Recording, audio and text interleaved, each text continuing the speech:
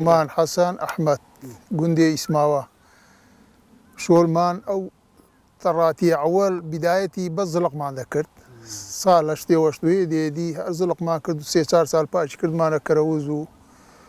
قرادو أو تشتانا ذاك بيازو فلاحتيها هميش والله كي نيا غوريا خربيقا تراكترو أو بيقى قطرة أو خرصون دي وقطرة مدانايا ويان مرشية عاد دين أو يستخوش تربية بدايتي خرب بيل بي وبيل سامان ذا كردو ده ما فروشت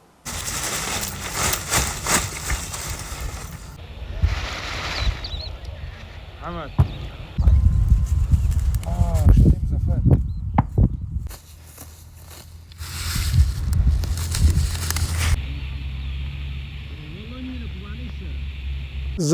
زلق عمري كورتا زلق جاري دودا كي ودبي ببني ببري بس كروس تقريبا 6 مانك 5 مانك 6 مانك تدري لما شارو بيرا دغدا تا زستان هذا شو لك اري ولا دخو حمي هوارا يا سبيان جيت منيش سبيده كم تمشي الدنيا طاريه تيم شدي كروز يكزلق يقوا دبا موخر زلق روج نابين بو دولمه زلق او روجي دولمه بخانكو ترى بياس هبيت كروز قراد دبا موني نيورانان دخوين بقى لاستيك ناقي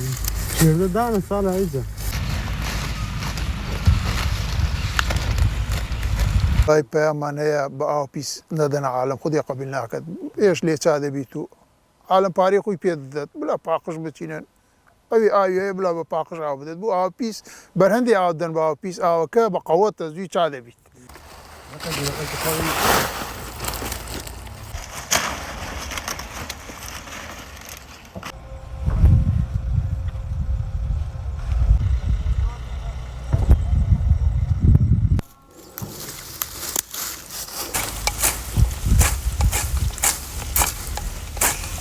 أنا دشت دهوك دشت